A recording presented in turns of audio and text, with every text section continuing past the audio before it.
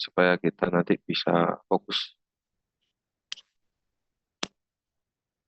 Jadi kalau ada yang tidak aktifkan kamera, saya keluarkan dari Zoom nanti ya.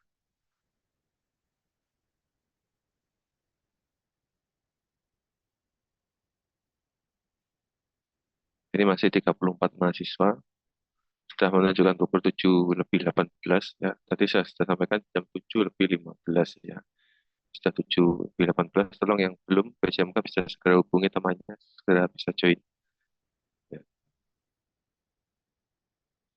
PJMK suara saya terdengar jelas atau enggak? Sudah jelas ya, Pak. Oke, baik. Ya, saya mulai ya. Jadi pada kesempatan pagi hari ini, sebetulnya yang harusnya mengisi Bu Esti, ya. Tapi karena saya nanti di tanggal 2 minggu lagi saya ada acara, ya, sehingga saya bertukar jadwal oleh Bu Esti. Ya, sehingga pada pagi hari ini topik dari Bu Esti akan saya bawakan, saya sampaikan kepada Anda. Ya, berikut juga nanti pada 2 minggu berikutnya materi saya akan dibawakan oleh Bu Esti. Ya, seperti itu. Oke, saya tahu hari ini materi kita tentang apa?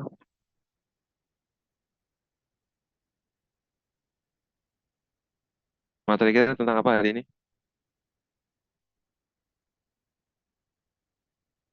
PJMK, materi kita apa hari ini?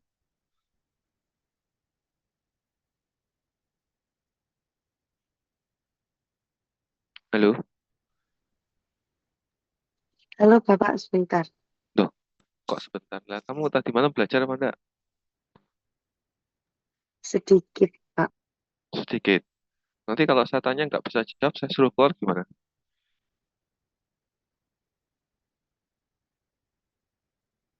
Ya, saya sudah sampaikan ya, untuk pertemuan somedikasi, ya, saya harap Anda sudah belajar. Sehingga nanti pada saat kita berdiskusi bersama di forum perkuliahan, Anda sudah bisa menangkap dengan mudah. Ya, seperti itu. Kalau Anda tidak mau mendengarkan apa yang saya sampaikan, ya, jadi nanti ya resiko akan Anda tanggung sendiri, kan seperti itu. Ya, ini yang belum nyalakan Devina Aditya ini kalau nggak segera nyalakan saya keluarkan ini nanti.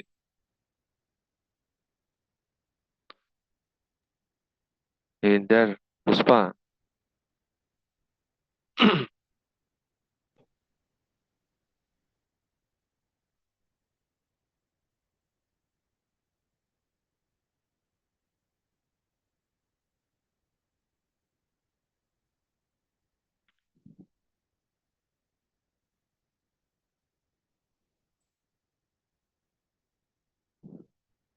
PJMK sudah terlihat slide saya? Sudah. Oke, baik. Ya, kita mulai pertemuan hari ini dengan topik kasusnya adalah batuk dan flu. Ya. Nah, batuk dan flu seperti yang sudah pernah saya sampaikan di awal ya, ini adalah salah satu penyakit yang boleh ditangani atau kita lakukan dengan suami dikasih. Batuk flu ini sering sekali kita dapatkan ya kasus di apotek.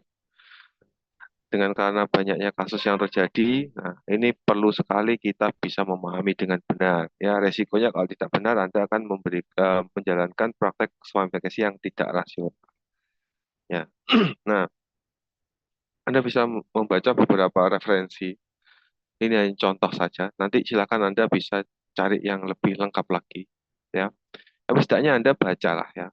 Dikasih bahan bacaan tapi tidak mau baca ya percuma saja. Ya, nanti nanti Anda akan terekam kok pada saat praktikum nanti ya.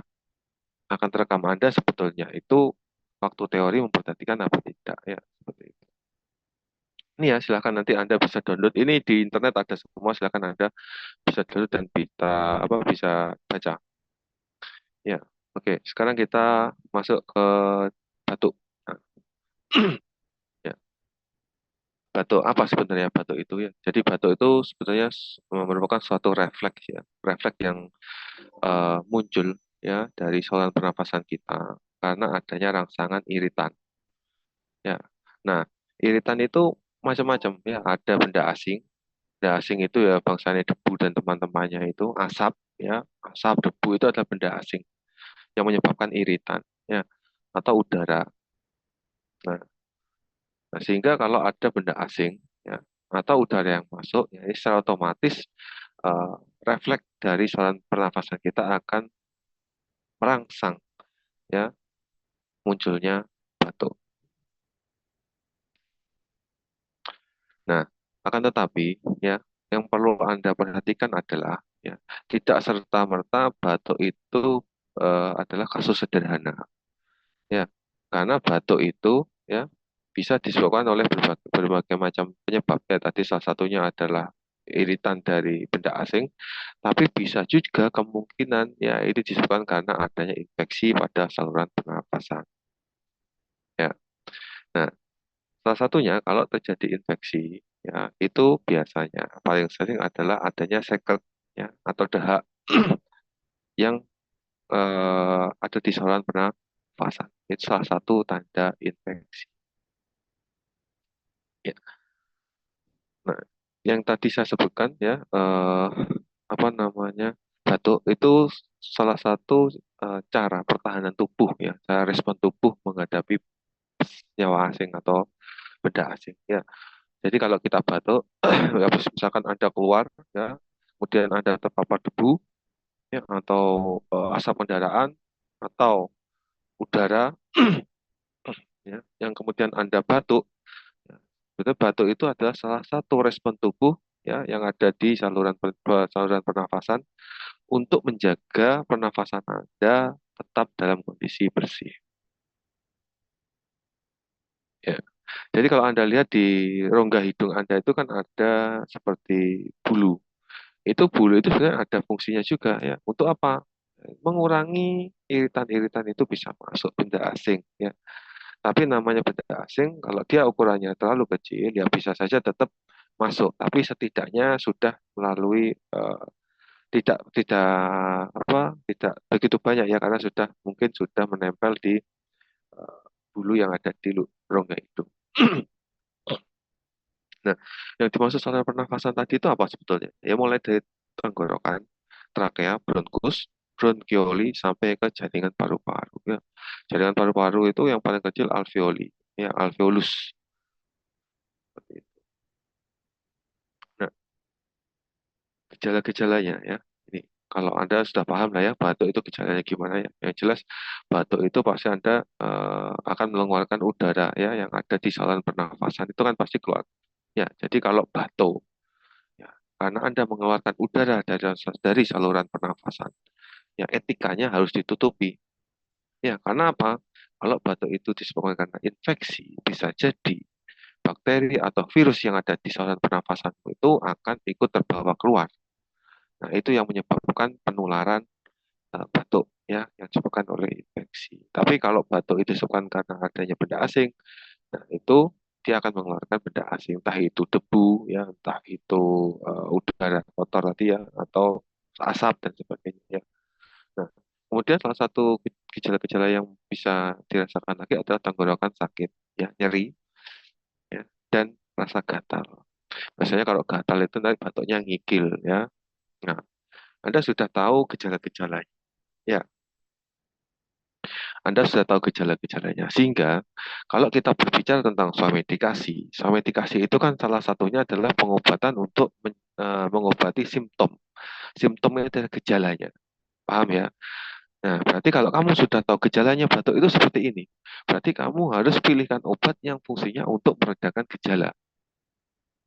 Ya, karena ini bersifat simptomatik. Berbeda kalau itu karena infeksi. Ya, oke. Kita lihat di sini. Penyebab batuk, ya. Penyebab batuk itu dibagi menjadi dua. Ya, penyebabnya karena infeksi sama yang non infeksius. Ya.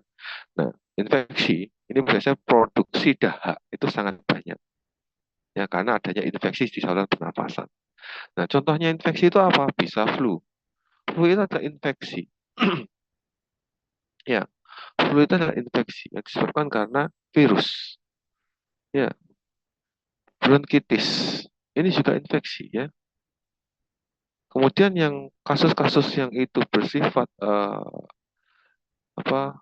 serius, ya, infeksi yang bersifat berat, pneumonia, ya, tuberkulosis, ya, kanker paru-paru, ya. Nah, ini ada beberapa yang bisa kita berikan somedikasinya. Tapi ada beberapa yang kasus itu memang harus melalui penanganan tenaga kesehatan. Ya, seperti pneumonia, TBC, dan itu memang eh, sudah masuk ke memerlukan pemeriksaan apa namanya klinis lebih dalam lagi. Ya. Nah, kalau yang bukan infeksi, ya tadi ya sebetulnya karena apa? Masuknya benda asing. Ya, entah itu udara, ya atau asap kendaraan atau debu ya. Ini ya. Atau bisa juga Anda tersedak makanan itu juga nanti bisa juga apa namanya mencetuskan respon batuk. Ya. Ini ya contohnya ada rinitis, alergi, batuk pilek. Ya.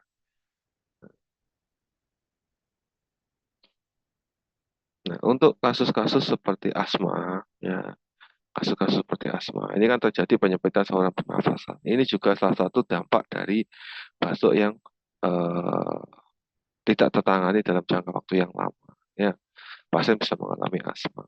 Ya, atau makanan yang merangsang tenggorokan. Ya, terus batuk yang disebabkan pada penggunaan rokok. Ya, ini juga eh, beberapa penyebabnya. Ya, sehingga kalau Anda paham penyebabnya, ya, berarti pada saat Anda melakukan somedikasi, Anda bisa menyampaikan informasi kepada pasien, ya, untuk bisa menghindari penyebab-penyebab yang bisa memperparah penyakitnya. Ya, seperti itu. Ya. Jadi informasi-informasi yang ada di teori somedikasi itu sebagai salah satu informasi yang harus Anda perhatikan ya, karena nanti di somedikasi praktikum itu Anda harus menyampaikan. Oh, batuknya karena apa? Oh, ini habis pergi, habis keluar, naik motor, gini, gini, gini, gini, gini, gini. Oh, kemudian batuknya ada demamnya enggak dan sebagainya, gini, gini, gini. Oh, ini kemungkinan batuknya karena adanya benda asing. Ya, berarti yang Anda beri terapinya kan terapi simptomatik. Terus kemudian apa yang disarankan? Oh, karena ini tadi kemungkinan karena benda asing. Ya berarti pada saat informasi yang bisa tambahkan adalah ya sebisa mungkin pada saat kita beraktivitas di luar menggunakan masker. Sampaikan, itu disampaikan karena kamu sudah tahu penyebabnya. Kalau penyebab ini tidak kamu telaah, tidak kamu kasih edukasi, kasus itu akan muncul kembali. Akan terjadi apa namanya? Atau apa kasus penyakit batuknya ini akan muncul hilang ya seperti itu. Sehingga itu perlu Anda ketahui penyebabnya. Nah, kalau batuk itu akibat flu, ya biasanya kan virus. Ya, biasanya berlangsung dalam waktu singkat. Virus itu biasanya inkubasinya itu sekitar 5 sampai 7 hari. Ya, setelah itu akan mereda dengan sendirinya. Itu kalau virus influenza. Ya. Nah, apa yang perlu apa ya, disampaikan kepada pasien ya? Salah satunya apa? Ya menjaga pola hidup sehat, ya konsumsi makanan bergizi, ya jika perlu menggunakan suplemen boleh, ya. Kalau ada apa namanya keluhan yang itu sangat mengganggu ya, kita bisa berikan terapi simptomatik, ya seperti itu.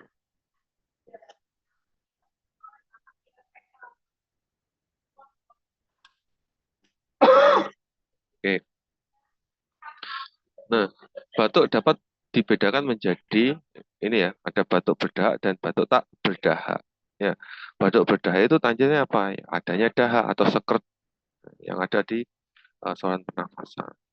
Nah, sekret itu namanya kotoran ya. Itu kalau seandainya dia tidak dikeluarkan dari saluran pernafasan, itu akan memicu terjadinya infeksi yang lebih serius. Ya, bisa jadi mengarah menjadi pneumonia. Jadi kalau pada hal itu salah satu fokus kita ya harus membantu untuk mengeluarkan dahak itu. Batuk bedak lebih sering terjadi pada saat nafas yang peka terhadap paparan debu ya atau kelembapan yang terlalu berlebih. Kemudian kalau batuk tak berdahak ataupun kering, ya, ini terjadi apabila tidak ada sekret dari saluran nafas. Ya, biasanya pengaruh karena apa? Adanya iritasi pada tenggorokan. Biasanya kalau batuk tidak berdarah itu cenderung batuknya itu ngikil, ya, terasa dalam. Kemudian dia akan batuk secara terus menerus. Ya. Selanjutnya nanti akan dirasakan seperti sakit di tenggorokan. Ya. Kemudian apa namanya? eh, Kalau dia terlalu lama batuknya bisa jadi otot di rongga pernafasannya juga akan sakit, dadanya sakit ya karena batuknya terlalu dalam dan mikil ya seperti itu.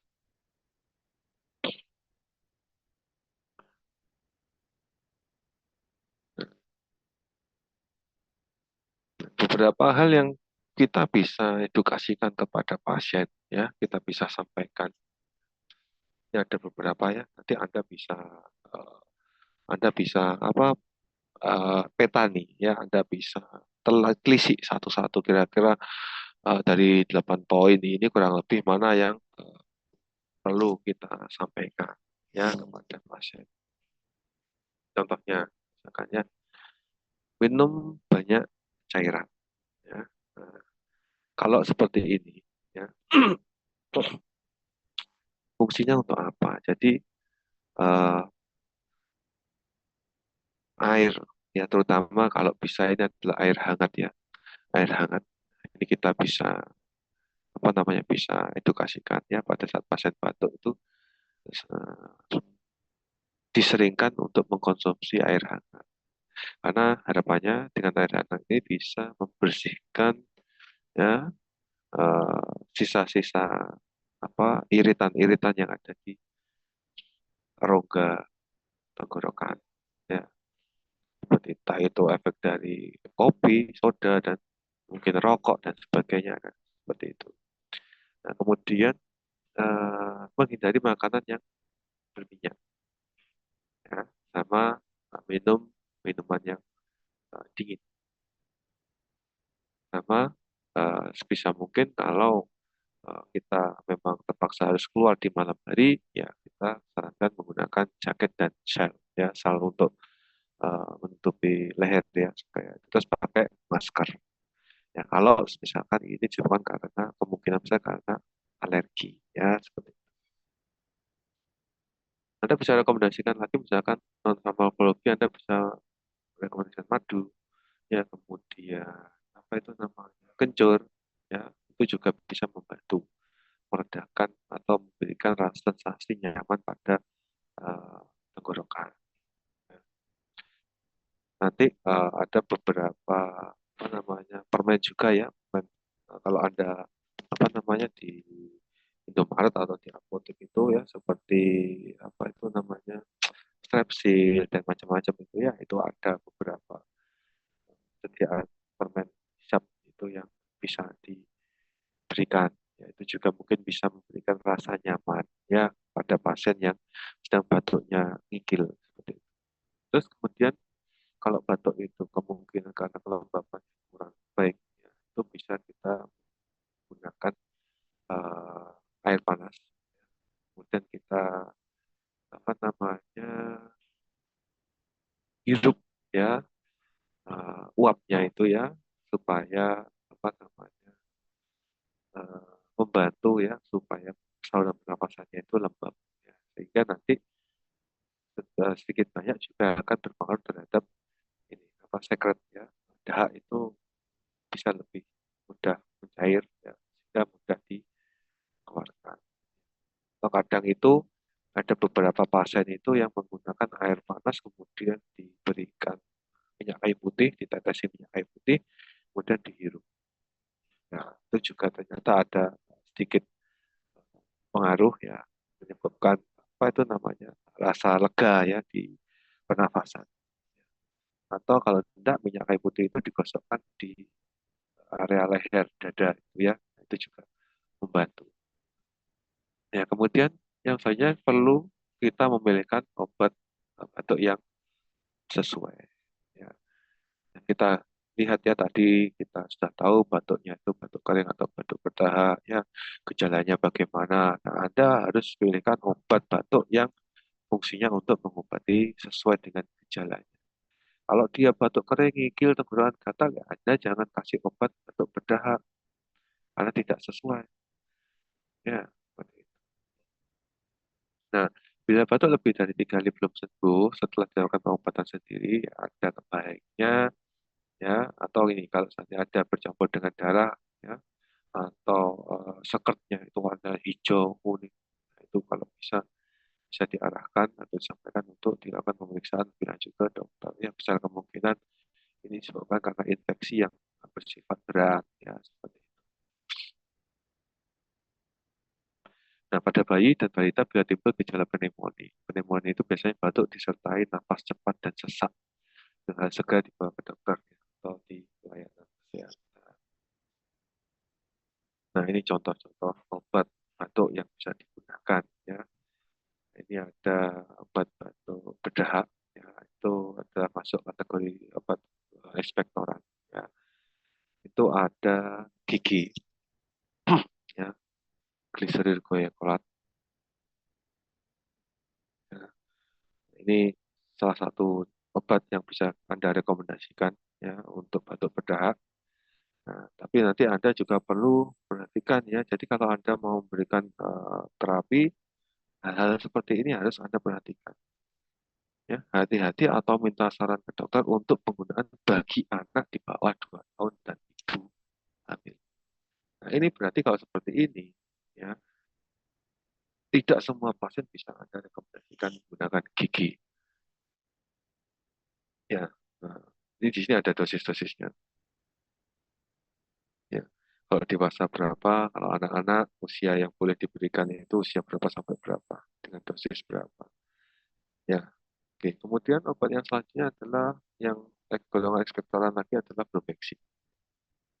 Ya, sama, semua adalah mengencangkan dahak ya, atau lendir.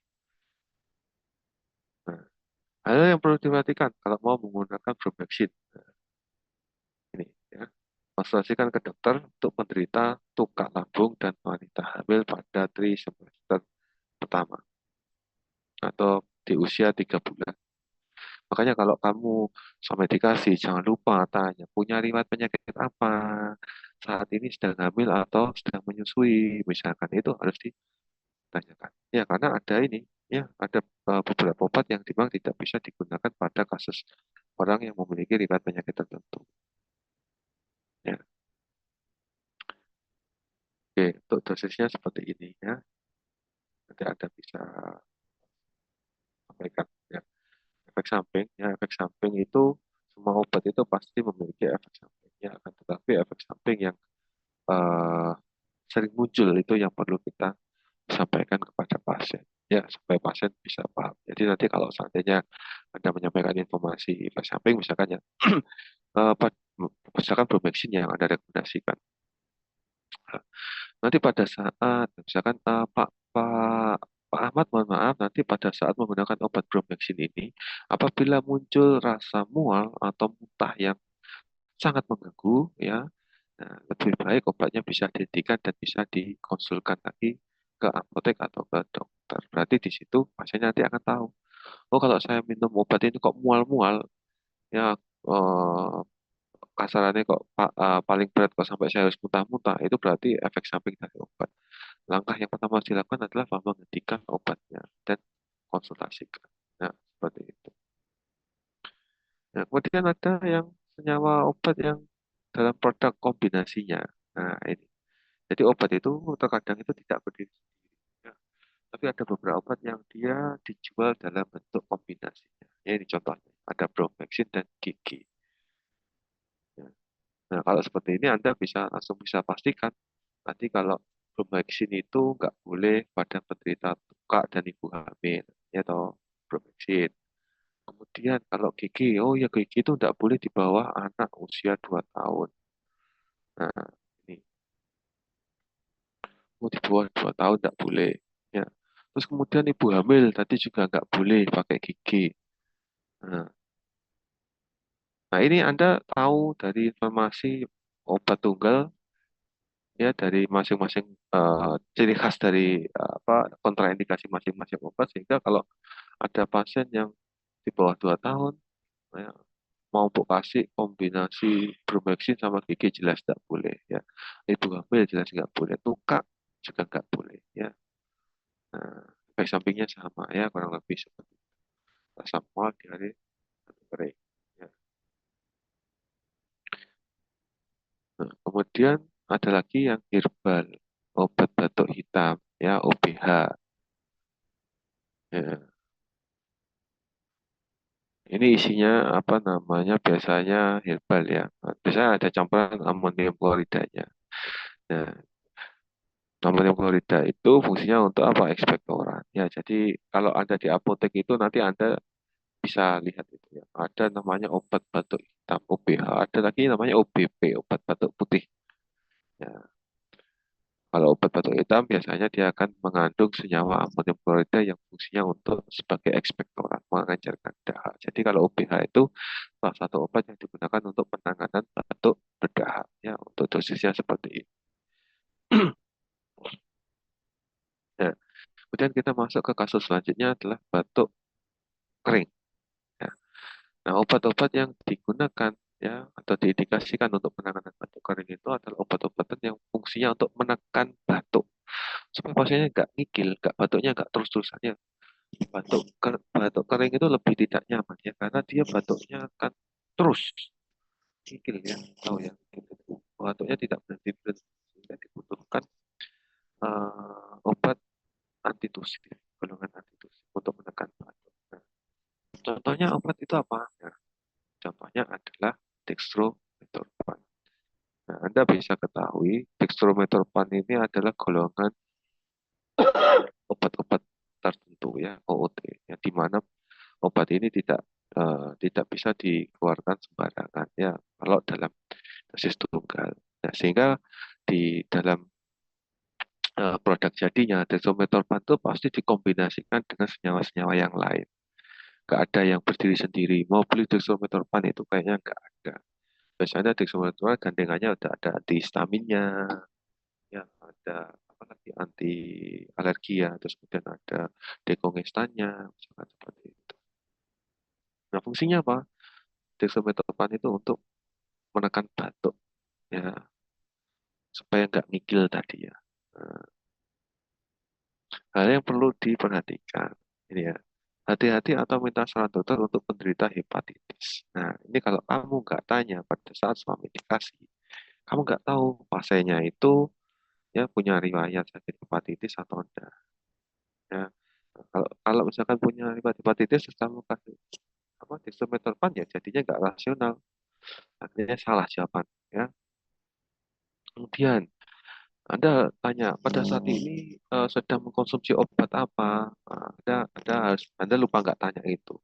Ternyata pasien pada saat sekarang dia sedang mengkonsumsi obat apa namanya penekan susunan saraf pusat. Ya, ini juga nanti akan berpengaruh ada interaksi akhirnya obat malah jadi ini nggak rasional. Ya, nah,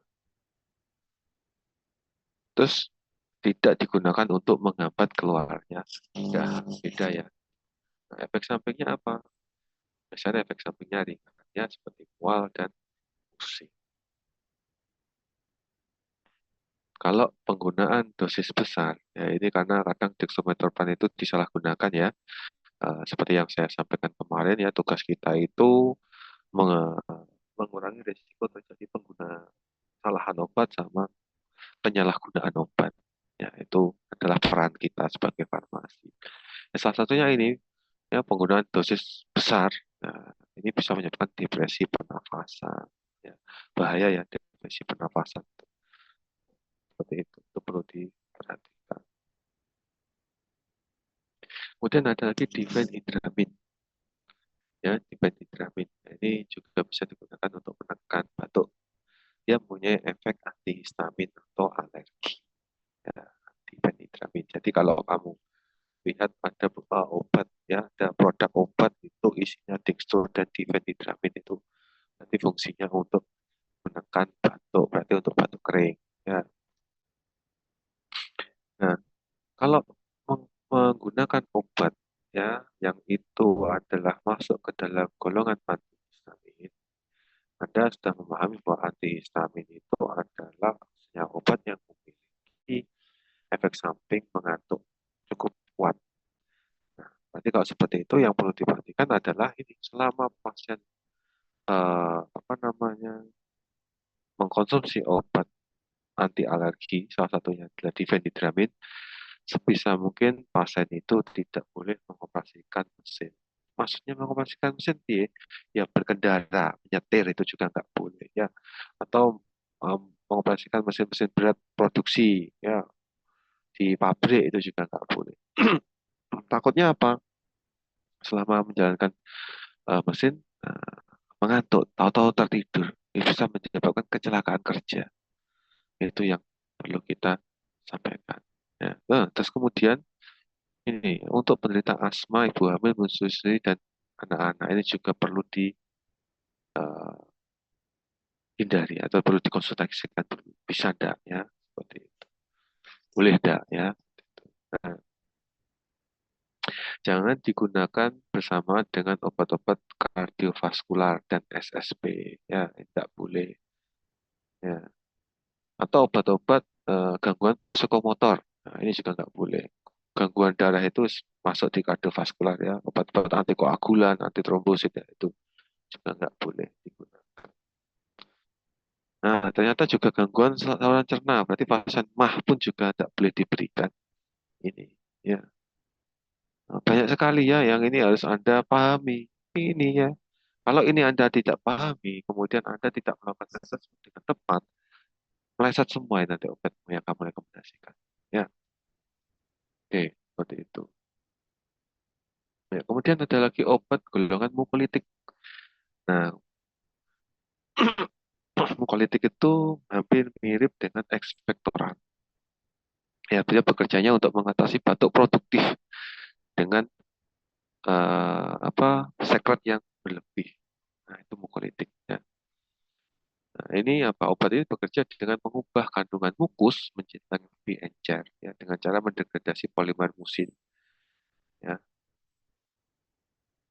Nah, sehingga nanti dahak ini akan lebih encer sehingga lebih mudah dikeluarkan.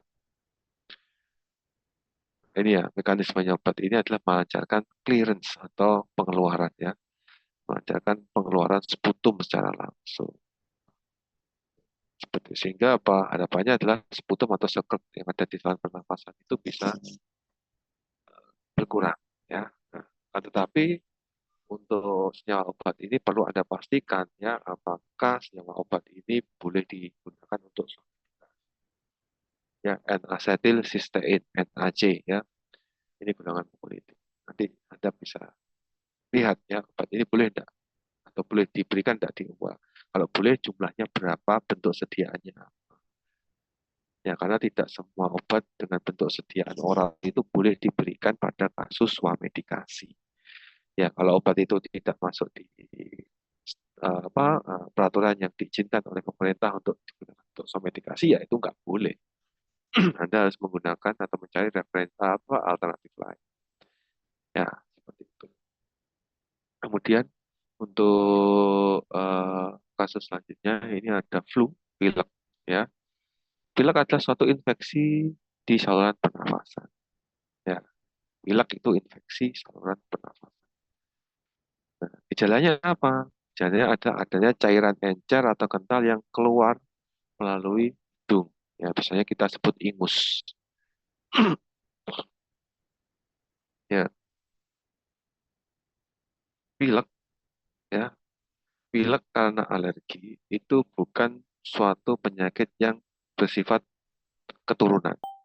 Ya, jadi kalau Anda kena debu waktu membersihkan sofa, Anda bersin-bersin, kemudian Anda tahu-tahu meler ya, nah itu karena adanya alergi yang muncul karena benda asing masuk di saluran pernafasan. Ya. Nah, bisa jadi juga karena ini daya tahan tubuh yang eh, tidak maksimal,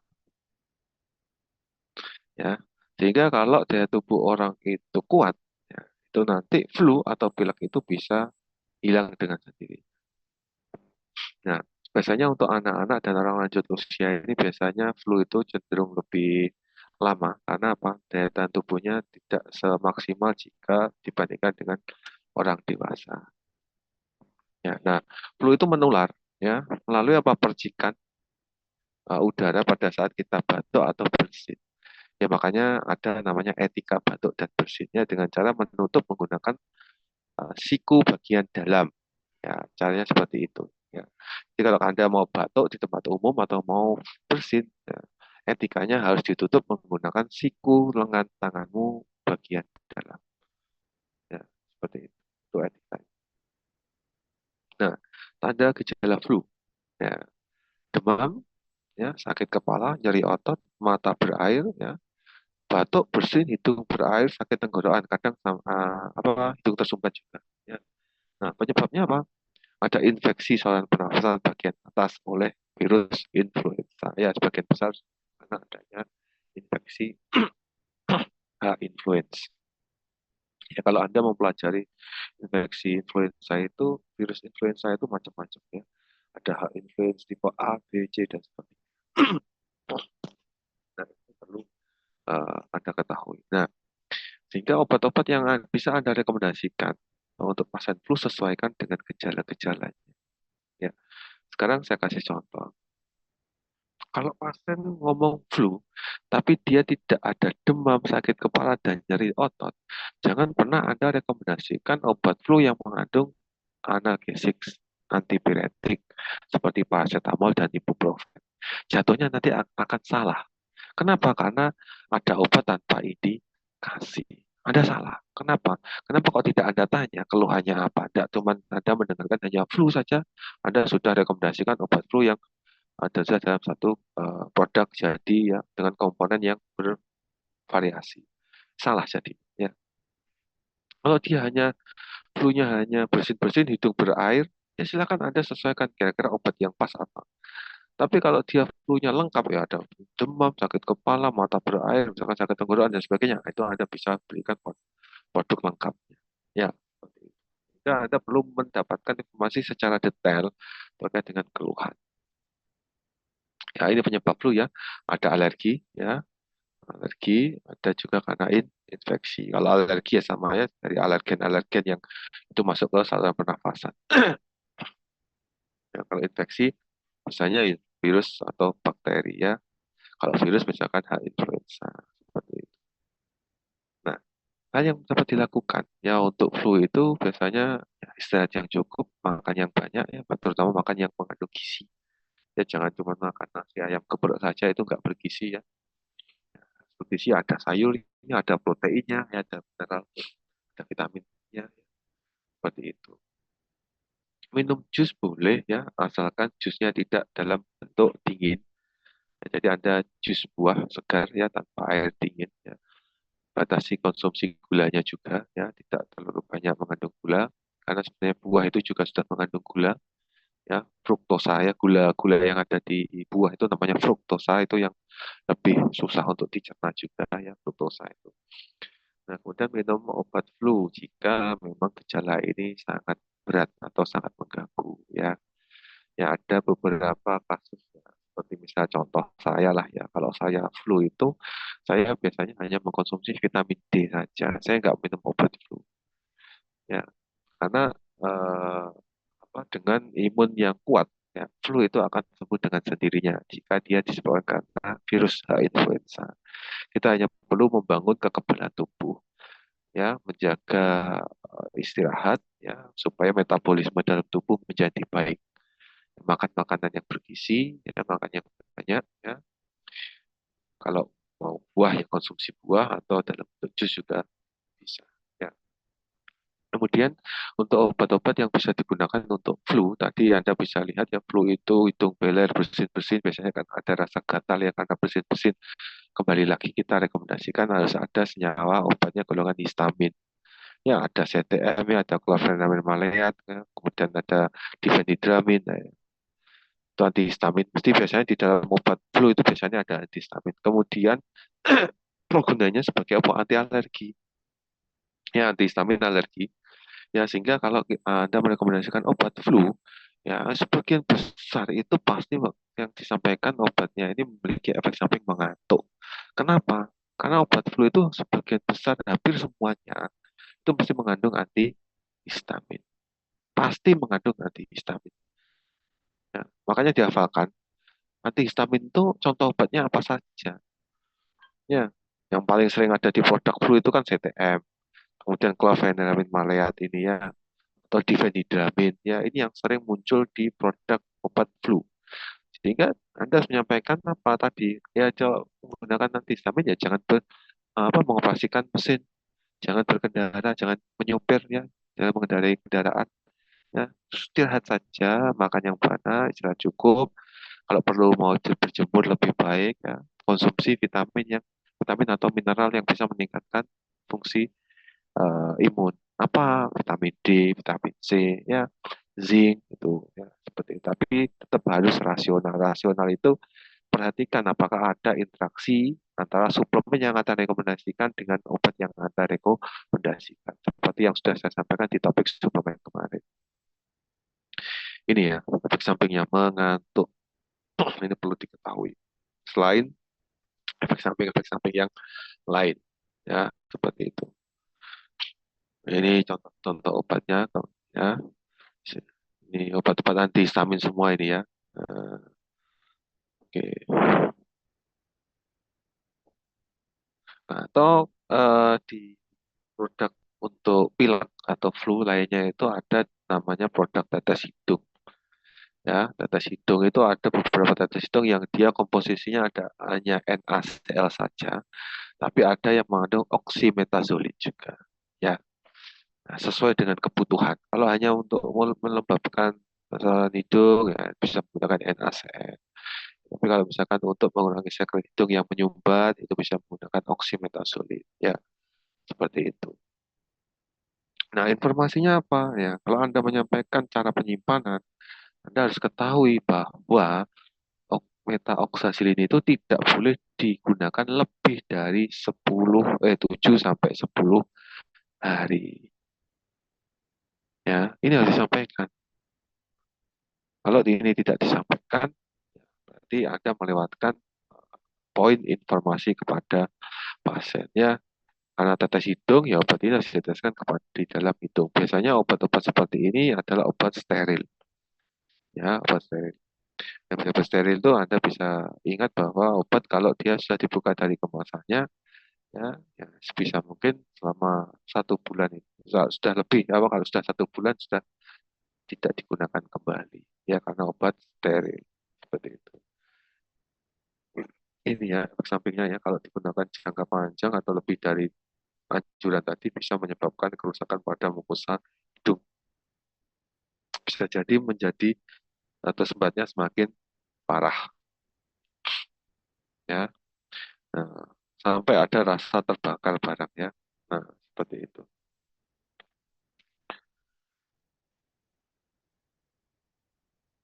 Nah, obat ini tidak boleh digunakan kepada siapa? Anak di bawah 6 tahun.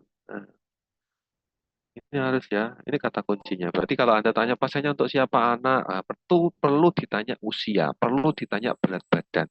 Ya, usia itu untuk ini melihat ini kira-kira boleh tidak kalau diberikan pada anak di usia segini. Oh, usianya 5 tahun, oh, berarti tidak boleh dikasih oksimetasi tadi ya. Seperti itu. Ibu hamil, nah, juga nggak boleh ya ternyata. Nah, banyak sekali kan ya obat-obat yang tidak bisa diberikan pada ibu hamil. Ini perlu diketahui ya. Nanti suatu saat kalau kamu praktikum, ya Anda akan dapat kasus pasiennya adalah ibu hamil ya. Silakan Anda benar-benar melakukan screening kira-kira obat yang paling sesuai atau paling tepat ya untuk kasus ini apa seperti itu ya, karena ini ada kontraindikasi pada ibu hamil ya seperti itu. Nah, kemudian selain itu Anda bisa memberikan obat golongan dekongestan ya, dekongestan. Dekongestan itu fungsinya untuk apa toh? Dekongestan itu ini untuk mengurangi atau menghilangkan hidung tersumbat. Jadi nek kamu pilek itu kan biasanya hidungnya mampet ya toh. Ya, nah, obat obat dekongestan ini fungsinya untuk apa? Untuk mengurangi atau menyembuhkan atau menghilangkan hidung tersumbat, keluhan hidung tersumbat. Contoh obatnya apa? Iki ya, phenylpropanolamin. Kemudian ada phenylephrine, ya, phenylephrine. Kemudian ada lagi pseudoephedrine. Nih, ya, ya, sama apa? Ephedrine. Ini juga masuk ke dalam obat yang menjadi pantauan oleh Kementerian Kesehatan karena ini masuk ke dalam kategori obat prekursor, ya, di mana pemberiannya tidak serta-merta apa namanya mudah atau bisa diberikan dalam dosis berapapun. Ya, ada beberapa golongan dekomestan ini yang masuk obat keras tidak boleh diberikan tanpa resep dokter. Nanti ada cek, ya, golongan dekomestan itu ada yang masuk obat keras, tapi ada yang masuk ke dalam obat bebas, bebas terbatas. Bedanya apa? Nanti silahkan Anda cek, Anda lihat. Jangan sampai Anda keliru. Anda berasumsikan bahwa obat dekongestan itu semuanya boleh diberi. Tidak, ya. Tapi ada yang tidak boleh diberikan karena masuk obat keras dan diberikan hanya dengan resep dokter. Nah, jadi dekongestan itu fungsinya untuk apa? Mengurangi hidung tersumbat ini tadi. Jadi kalau kamu flu biasanya hidungnya mampet. Nah, dikasih dekongestan harapannya apa? Bisa uh, plong, ya, bisa bernafas lagi dengan nyaman. Nah, yang perlu diperhatikan, ya ini ya, dekongestan itu dia bisa meningkatkan kadar gula dalam darah, ya. Kemudian hipertensi atau gangguan jantung, wah, depresi, wis banyak sekali ya ini kontraindikasinya. Ya, penderita tiroid ya tidak boleh, ya. Nah ya ini harus Anda tahu ya, tipikal dari masing-masing obat itu Anda sepaham, ya, karena apa namanya diperhatikan benar-benar. Nah, tidak boleh diberikan pada penderita yang mengalami insomnia atau gangguan tidur, sulit tidur. Nah, tremor, aritmia, ya, aritmia itu berarti gangguan irama jantung, ya, atau yang apa penderita yang saat ini menggunakan obat golongan MAO, ya, monoamin oksidase inhibitor, ya, itu tidak boleh. Ini berarti ada interaksi dengan obat golongan MAO, ya. Nah, Anda harus perhatikan itu. Oke, terus ini ya efek samping dan lainnya. Oke. Dan obat yang dia masuk satu golongan, ya, golongan ini adalah dekongestan, entah itu ephedrine, kemudian phenylpropalamin, pseudoephedrine, phenylephrine, ya, semua memiliki efek samping yang sama, memiliki kontraindikasi yang sama, memiliki hal-hal yang perlu diperhatikan itu sama, karena dia masuk dalam satu golongan obat dekongestan, ya, seperti itu. Oke, nah kemudian yang terakhir, ya, obat flu hanya meringankan keluhan dan gejala saja, tapi tidak menyembuhkan sumber penyakitnya. Jadi kalau sumber penyakitnya adalah infeksi, itu tidak bisa disembuhkan hanya dengan menggunakan obat flu saja. Bila gejala flu tidak berkurang atau semakin berat setelah minum obat flu selama 3 hari, ya segera konsultasikan ke dokter. Wanita hamil, menyusui, dan anak di bawah 2 tahun apabila minum obat flu yang mengandung phenylpropanolamine, efedrin, pseudoephedrine, dan konsultasikan dulu dengan dokter. Ya, seperti itu. Jadi kalau kamu mau merekomendasikan obat yang masuk golongan dekongestan, ya, untuk kasus tersebut perlu dilakukan perhatian khusus. Cek dulu obatnya bisa nggak diberikan pada usia di bawah 2 tahun. Kalau nggak bisa, kalau nggak ada ya suruh konsul ke dokter. Ya, Anda jangan memutuskan sendiri, ya, karena di etiket atau leaflet dari produk obat masih memiliki informasi yang sudah lengkap. Ya, kemudian eh, umumnya obat flu dengan berbagai merek itu mengandung komposisi yang sama, sehingga tidak dianjurkan untuk menggunakan obat flu dengan berbagai merek di saat yang sama. Jadi kamu merekomendasikan apa obat flu merek A dan merek B, nah itu tidak boleh. Kenapa? Karena obat itu komposisinya sama. Mesti obat flu itu mirip isinya. Jadi jangan mengkonsumsi obat flu dengan lebih dari satu merek. Ya, itu yang perlu. Anda harus tahu kalau Anda merekomendasikan obat flu merek A, ini komposisinya apa? Di dalam komposisi itu apakah sudah mewakili semua keluhan yang dirasakan pasien? Kalau belum mewakili, berarti Anda bisa menambahkan dengan obat lain yang memiliki indikasi untuk menangani keluhan tersebut. Gitu ya. Oke. Nah, obat flu umumnya mengandung antihistamin sehingga menimbulkan efek kantuk. Ya, tadi sudah saya singgung ya, sehingga untuk kasus-kasus penggunaan obat flu, jangan lupa informasinya ya. Jangan mengoperasikan mesin, baik itu mesin produksi, mesin pabrik maupun mesin kendaraan bermotor untuk dikendarai atau menyetir. Yaitu resiko terjadi kecelakaan kerja atau kecelakaan saat berkendara. Ya, itu perlu diperhatikan. Oke, oke, mungkin itu ya materi dari batuk dan pilek ya. Anda sudah saya jelaskan ya terkait dengan topik ini. Nah, sudah ada beberapa poin-poin penting yang harus Anda garis bawahi ya supaya nanti Anda pada saat praktikum tidak salah memilihkan obat ya. Obat yang Anda berikan itu adalah obat yang rasional.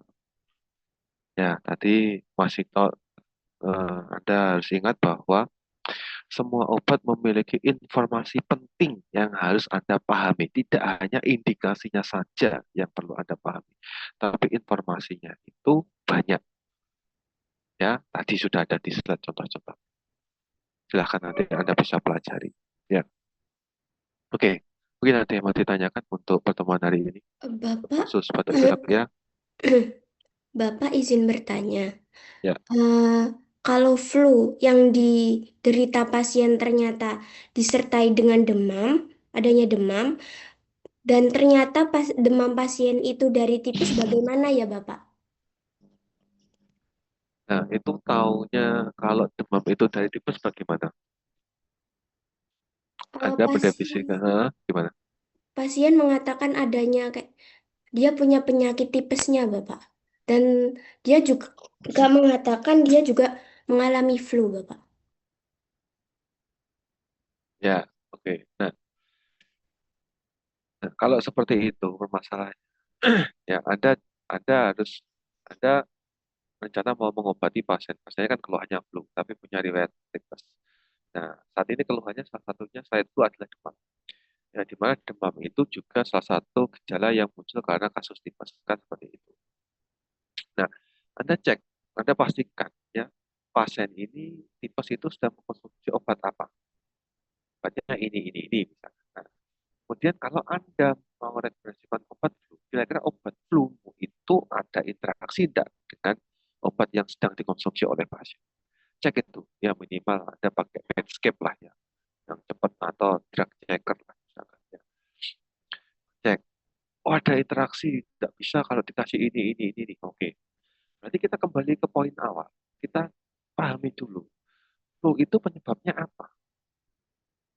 Oh, flu itu bisa jadi penyebabnya adalah benda asing, ya, senyawa asing atau alergen yang masuk ke saluran pernafasan atau infeksi karena influenza. Yang dimana semuanya itu bisa sembuh dengan sendirinya tanpa obat. Yang diperlukan adalah meningkatkan daya tahan tubuh. Kan seperti itu. Oke, berarti kita cukup berikan obat demamnya saja. Ya, kalau misalnya dia sudah minum obat demam ya nggak usah. Kalau misalnya dia belum ya kita bisa rekomendasikan obat demam plus dengan multivitamin. Nah, kemudian pertanyaan lagi muncul, apakah semua multivitamin itu bisa diberikan pada pasien uh, demam tifoid? Tentunya tidak. Ya. Vitamin C, ya itu apakah boleh diberikan pada demam tifoid? Tidak boleh, karena dia asam, dia akan menyebabkan pertambahan iritasi pada ususnya. Ya saat ini ususnya sedang teriritasi karena bakteri, kamu tambah vitamin C. Wah itu bisa lebih parah lagi. Berarti apa yang bisa diberikan? Cek, kira-kira vitamin D bisa nggak? Kira-kira vitamin zinc bisa nggak? Ya, ada cek. Ya, itu. Nah, kalau bisa, oh berarti cukup kasih multivitamin saja sama obat demam misalkan. Nanti kita berikan pengarahan bahwa untuk kasus flu misalkan karena saat ini pasien sedang mengkonsumsi terapi dari dokter untuk penyembuhan demam tifoidnya, nah, misalkan ini ada temuan interaksi, ya ini tidak bisa digunakan sehingga terapi yang bisa diberikan sementara adalah obat multivitamin mineral yang fungsinya untuk meningkatkan daya tubuh dan misalkan paracetamol atau ibuprofen yang digunakan untuk mengurangi menurunkan demam seperti itu. Ya, gitu Mbak kurang lebih. Terima kasih, Bapak. Ya, jadi eh, penting kita pahami ya tadi ya obat yang kita mau rekomendasikan itu apakah berdampak pada kasus penyakitnya dia, apakah obat yang kita rekomendasikan ini memiliki interaksi dengan obat yang saat ini sedang dia konsumsi, ya. Nah, itu perlu perlu kita cek ya. Kalau Anda tidak bertanya, kan nggak tahu ternyata pasiennya punya demam tifoid. Saat ini sedang sakit demam tifoid, sedang mengkonsumsi obat ini kan kalau kita nggak tanya ya nggak ada, nggak dapat kamu informasi itu. Dapatnya cuma pasien datang mau beli obat flu, terus ada keluhan demam. Nah, seperti itu. Ya, oke, seperti itu. Ada yang mau tanyakan lagi? Bapak izin bertanya, Ya, kalau semisal pasien mengonsumsi obat oral tapi dikombinasi dengan obat tetes hidung apa boleh ya Bapak? ya, oke. Obat tetes hidungnya itu mengandung senyawa apa dulu? Ya, tadi ya obat tetes hidung itu misalkan hanya NaCl saja, ya itu nggak akan ada interaksi, ya.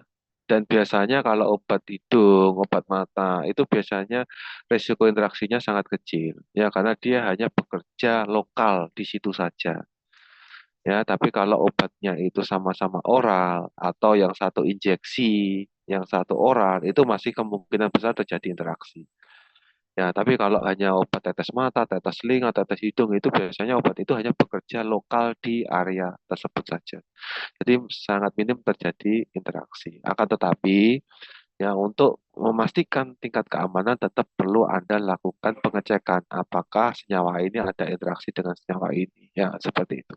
Atau kalau seandainya ingin tetap diberikan ya obat tetes hidung dengan obat oral, ya setidaknya Anda bisa memberikan jeda waktu penggunaan antar kedua obat adalah 2 jam. Nah itu sedikit bisa lebih aman ya. Seperti itu. Bapak izin bertanya Ya, silakan. mengenai obat tetes hidung tadi. Tadi kan dikatakan kalau sebaiknya 7 sampai 10 hari. Nah, itu berhubungan dengan BUD atau tentang kesterilannya itu, Bapak?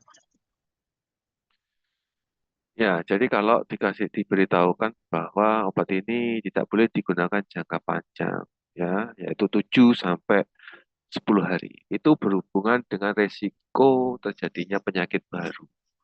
Contohnya apa? Tadi ya terjadi apa namanya kerusakan mukosa hidung. Ya, tapi kalau beyond use date itu hubungannya sama kerusakan produk steril.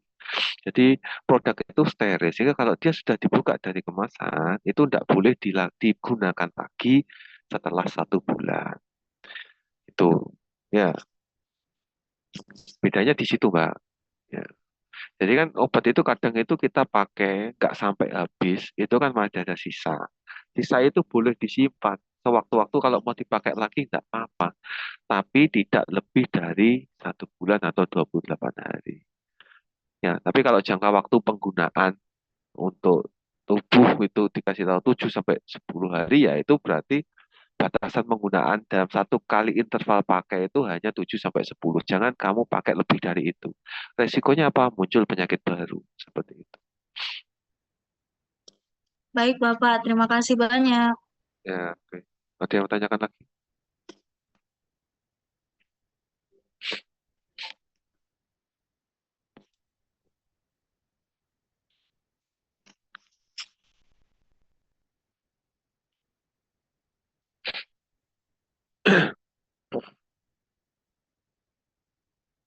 Sudah? Tidak ditanyakan? Oke, kalau tidak ada yang tanya, saya asumsikan Anda paham.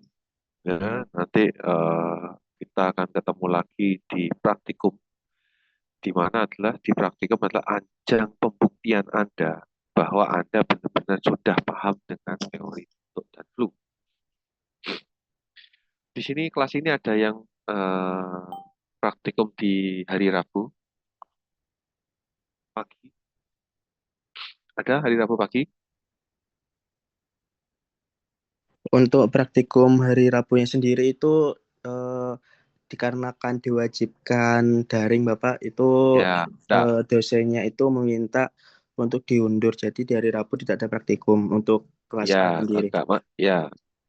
Ya, maksud saya yang ada di kelas hari Rabu ada atau di kelas ini? Hari Rabu, praktikum sampai dikasih hari Rabu kan ada ya. Nah, nanti Anda akan ketemu dengan saya dan ketemu dengan Bu Dia Ayu. Ya, jadi nanti Anda akan saya tanya, kalau Anda nggak bisa, ya Anda itu ada di kelas apa? Teori kelas apa kok? Kok nggak bisa? Nanti akan saya hafali itu anak-anak yang nggak mau belajar. Ya, kenapa? Maksud saya itu baik. Saya ingin Anda itu paham tentang suami dikasih. Ya, karena nanti Anda kalau mau daftar PSPA ujianmu itu salah satunya juga suami dikasih. Nek kamu nggak bisa, ya kamu secara otomatis nggak akan keterima di PSPA gitu loh. Ya, jadi kayak inginnya Bu Esti sebagai kaprodi PSPA itu ya mahasiswa S1 ini sudah benar-benar siap nanti kalau mau masuk di profesi apoteker. Caranya gimana? Ya harus belajar, harus meningkatkan skillnya, meningkatkan pemahamannya, meningkatkan keterampilannya ya untuk melakukan suami dikasih. Dari situ ya nanti kita ketemu di praktikum mungkin minggu depan ya, kalau minggu ini karena ada visitasi Fakultas Kedokteran, nah di mana praktikum sementara harus dialihkan dulu ya. Jika nanti kemungkinan kita akan ketemu di minggu depan ya di labnya. Oke, begitu saja. Terima kasih banyak. Saya kiri, selamat pagi. Ya, silahkan belajar. Baca buku tadi yang sudah saya kasihkan, tolong di-download dan bisa dibaca. Ya, selamat pagi. Assalamualaikum warahmatullahi wabarakatuh. Waalaikumsalam Waalaikumsalam warahmatullahi wabarakatuh. Terima warahmatullahi kasih, Pak. wabarakatuh.